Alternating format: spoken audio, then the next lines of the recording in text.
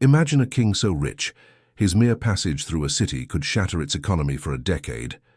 A ruler whose wealth was not merely vast, but almost mythical, whispered across continents, drawing the attention of mapmakers and merchants from realms far beyond his own. He was Mansa Musa, the legendary emperor of Mali, a figure whose name still echoes with the clink of gold and the weight of an empire that dwarfed any in Europe. But how did one man amass such unfathomable riches? Was it pure luck or the product of an empire built on strategic genius and a vision that stretched beyond the horizon? Join us on a journey through the sun-baked lands of West Africa, across the scorching Sahara, and into the opulent courts where gold flowed like rivers. We will uncover the true story of the forbidden wealth of Mansa Musa, an epic tale of power, faith, and a pilgrimage that changed the world forever.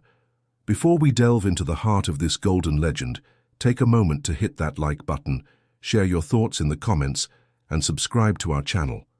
Your support fuels these stories, helping us unearth more forgotten sagas from the annals of time.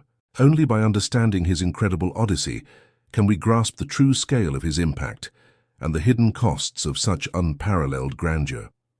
Long before Mansa Musa etched his name into history, West Africa was a land of untold riches, its vast, undulating landscapes concealing veins of gold that pulsed beneath the earth.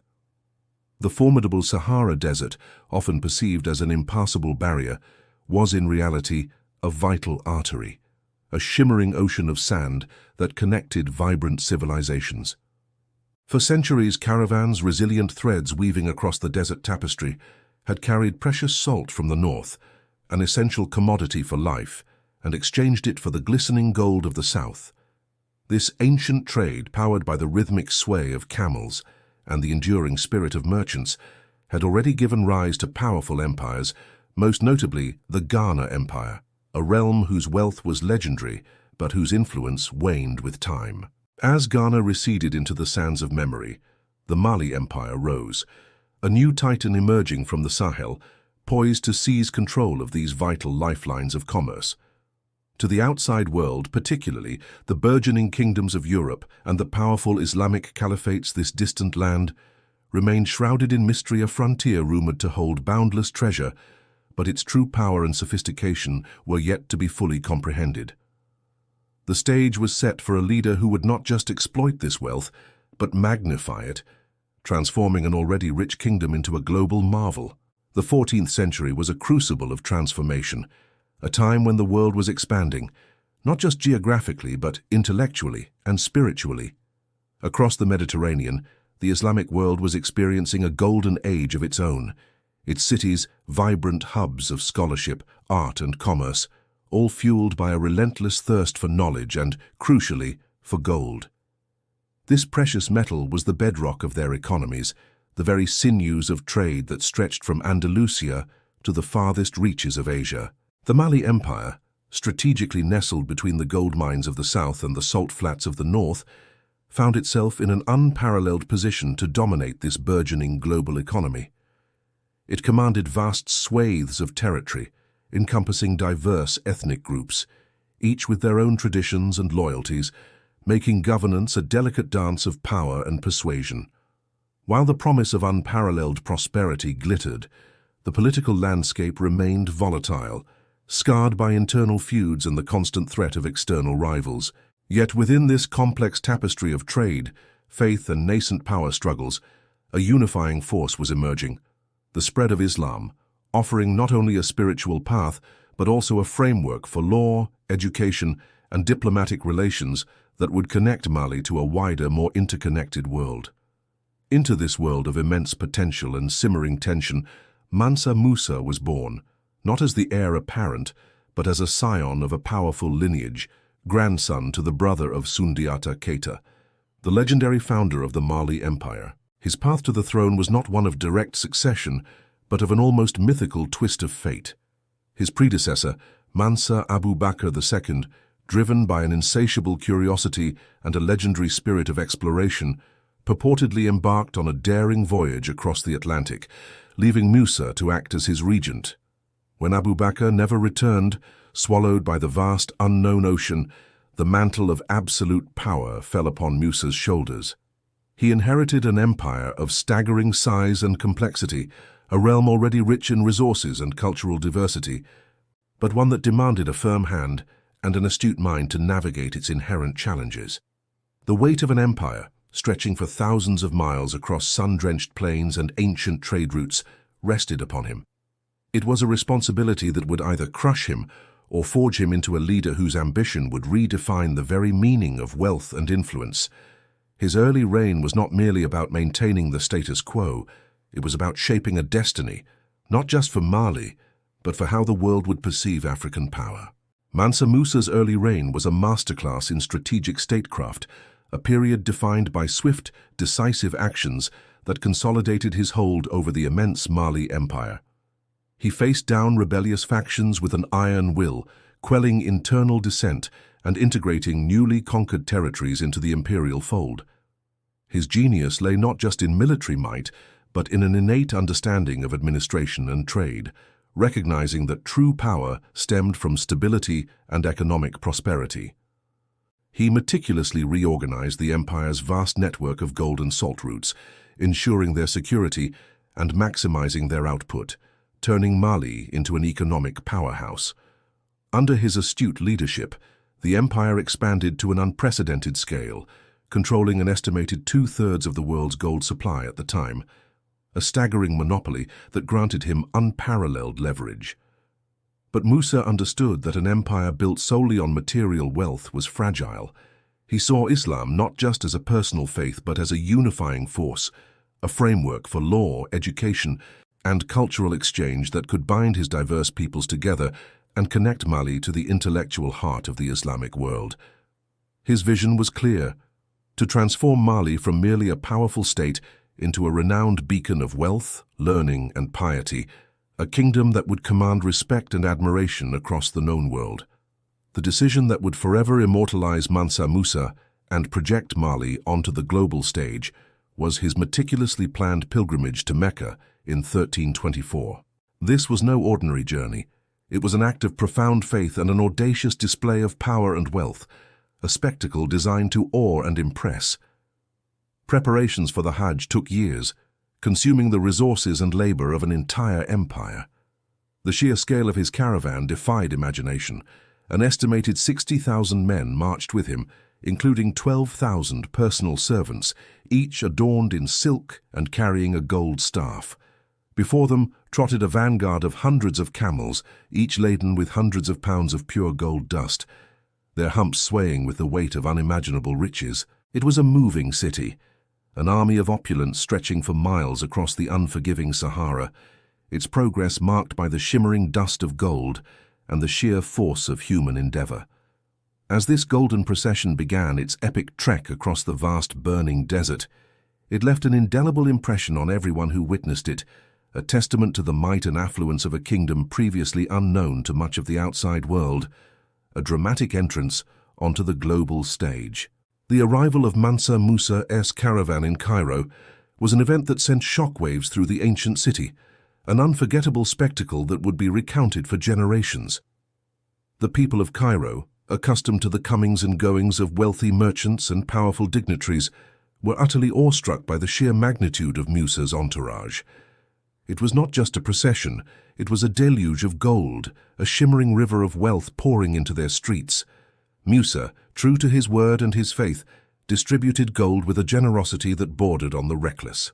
He built magnificent mosques wherever he paused for Friday prayers, a testament to his piety. But his benevolence had an unforeseen and dramatic consequence. The massive influx of gold into the Egyptian economy caused widespread inflation. The value of gold plummeted, and the price of goods skyrocketed, plunging the city into an economic crisis that would persist for over a decade. Merchants found their carefully balanced ledgers in disarray, and the common people struggled with the sudden erosion of their purchasing power. Musa, the king of gold, had astonished the world, but his golden touch, while a display of unimaginable power, also brought a silent, unexpected form of chaos, leaving a deep impression of both wonder and economic disruption. Beyond the glittering spectacle and the inadvertent economic upheaval, The true heart of Mansa Musa's pilgrimage lay in Mecca itself.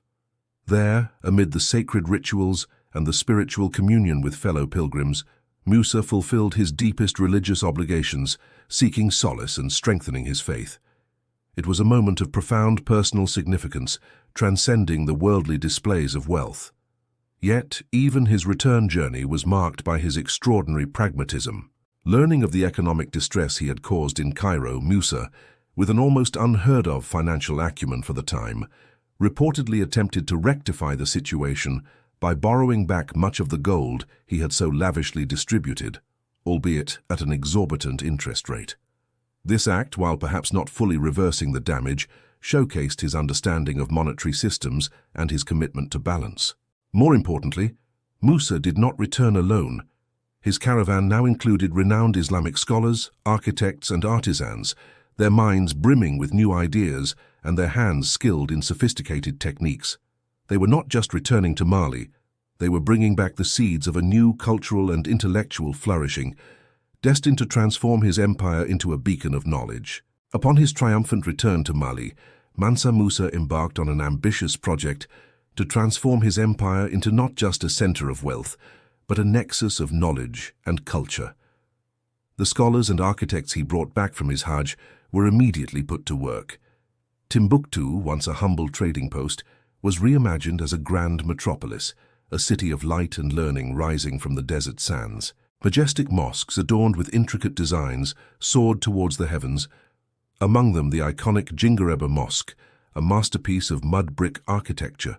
Libraries, stocked with precious manuscripts collected from across the Islamic world, became repositories of knowledge, attracting scholars, poets, and jurists from far and wide. The Sankore University became a vibrant intellectual hub, its courtyards buzzing with philosophical debates and scientific inquiry, rivaling the great universities of Cairo and Baghdad. Under Musa's fervent patronage, Timbuktu and Gao blossomed into world-renowned centers of Islamic scholarship and trade, their marketplaces teeming with goods and ideas. He had not merely spent his gold, he had invested it in the very fabric of his society, building an enduring legacy that merged piety, learning, and unparalleled prosperity, creating a golden age that profoundly shaped West African civilization. Under Mansa Musa, the Mali Empire reached its zenith, a sprawling, sophisticated realm that became the envy of the known world. It was an empire whose power and prosperity were so vast that it commanded respect from distant lands, challenging the Eurocentric view of global power dynamics. Mali's existence and its immense wealth were chronicled in the most important maps of the era, notably the Catalan Atlas of 1375, where a striking image of Musa enthroned holding a gold nugget proudly depicted his kingdom as a source of unimaginable riches. This was unprecedented international recognition for a sub-Saharan African empire. His administrative reforms created a stable and efficient government, ensuring justice and order across his vast territories.